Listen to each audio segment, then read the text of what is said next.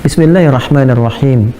Qala al-musannifu, telah berkata pengarang kitab ini, wa qauluhu, adapun firman Allah Subhanahu wa taala, wadhkurullaha fi ayyamin ma'dudat, dan berzikirlah pada Allah Subhanahu wa taala, sebutlah Allah Subhanahu wa taala fi ayyamin ma'dudat, pada hari-hari yang telah ditetapkan, yang terhitung.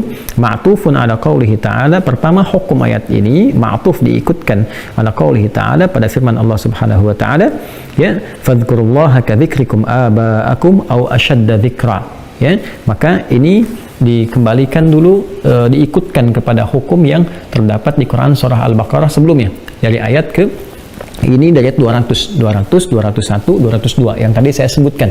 Ya, kalau kita mau dari 200-nya, maka kita masuk ke fa idza qadaytum manasikakum fadhkurullaha ka dzikrikum aba'akum aw ashadda dzikra. Kalau engkau telah selesai dari manasik yang pertama itu, ya, fa idza qadaytum manasikakum, kalau engkau selesaikan manasik yang pertama, maksudnya wukuf di Arafah, kemudian ke Muzdalifah, kemudian ngambil kerikil yang bagian pertama untuk melontar, ya, lontar jumrah untuk yang pertama saja, yang Aqabah saja teman-teman sekalian, sebelum nanti yang ula, usta, Aqabah, nanti yang 3 hari setelah itu.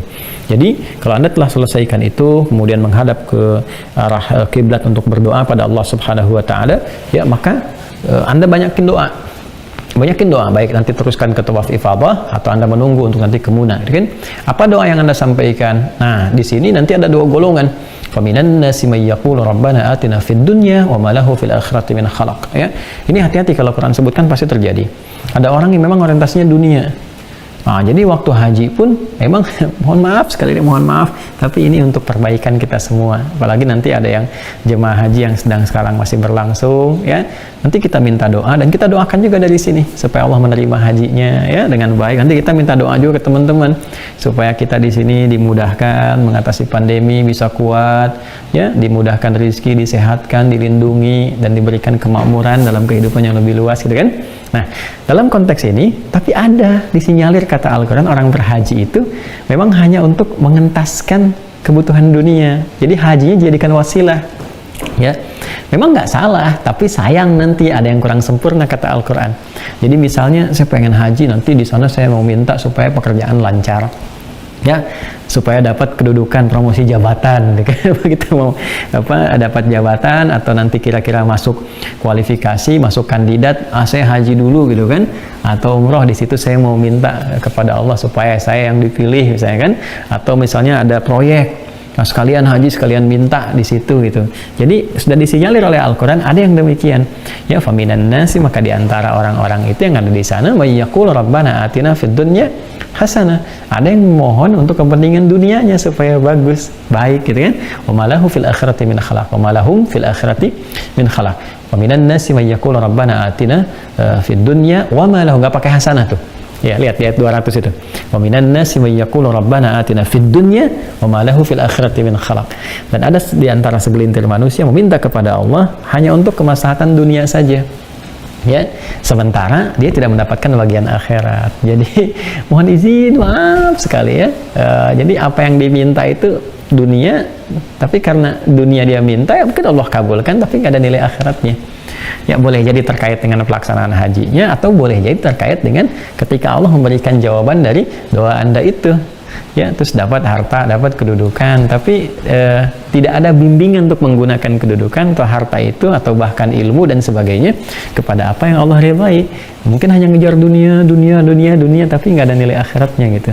Nah, oleh karena itu dulu pernah terjadi, apalagi jahiliyah kan memang mereka diluruskan kemudian dengan syariatnya Nabi Muhammad SAW datang, diluruskan kembali supaya berhaji benar. Mereka itu kan cuma keliling-keliling, ada yang tepuk tangan, ada yang nggak pakai pakaian, terus dagang-dagang aja, gitu. Nah, kata Allah, kamu sudah beriman, jangan seperti itu, karena iman kamu itu akan membedakan dirimu dengan yang lain belum beriman. Iman kamu itu adalah kunci pembuka akhirat, karena orang mendapatkan kemuliaan di akhirat itu dengan imannya. Awas, hati-hati, iman itu yang akan memberikan nilai kepada amal perbuatan kita menjadi soleh.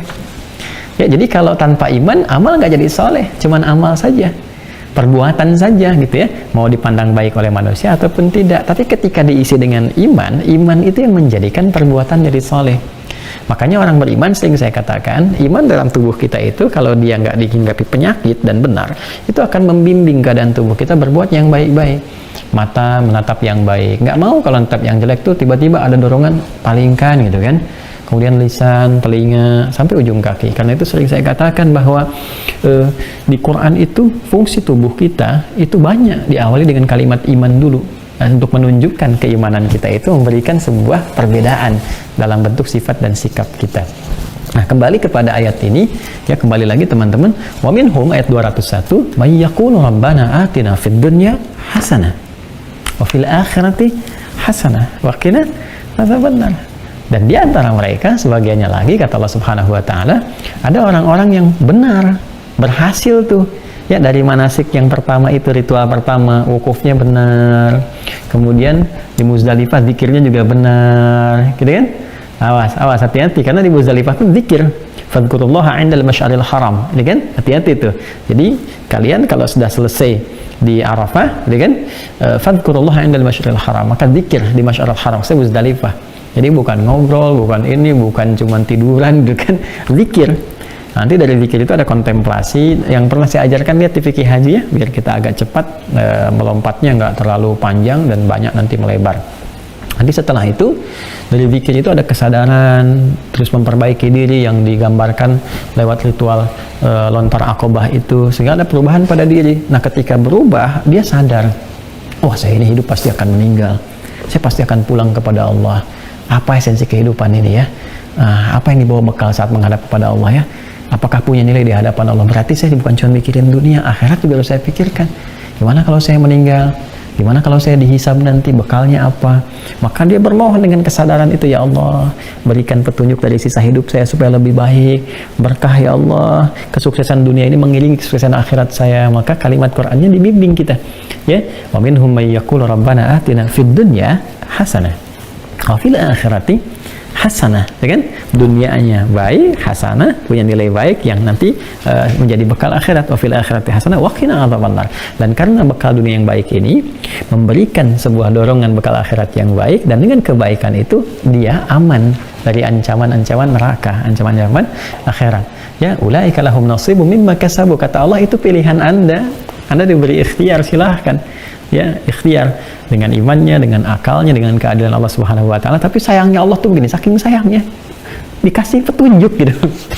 Itulah petunjuk Allah berikan kepada kita. Walaupun manusia punya ikhtiar, Anda punya pilihan. Ikhtiar itu pilihan. Ya, Anda pilihan mau ikut ta'lim malam hari ini, atau Anda ingin kerjakan kegiatan lain, Anda mau baca Quran, mau baca koran, mau ini, itu ikhtiar Anda, tapi masing-masing punya konsekuensinya. Laha makasabat wala wa 'alaiha maktasabat. Ya, nanti ada konsekuensi mengerjakan yang baik begini, yang tidak baik seperti ini, yang soleh begini, yang salah begini. Kata Allah, bagi yang berhaji pun kalau Anda cuma dunia saja, ya itu pilihan Anda. Ulaika lahum nasibum mimma kasabu. Anda mendapat bagian dari doa Anda, seperti itu. Ya, tapi jangan lupa yang minta dunia akhirat pun Allah akan berikan.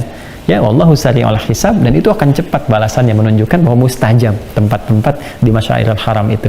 Ya, di tempat-tempat kita berritual haji itu tempatnya mustajab, semua mustajab. Karena itu sering kan kita nitip doa ya bagi yang di sana, tolong doakan di Arafah, tolong doakan dan sebagainya. Nah, itu cepat dijawabnya.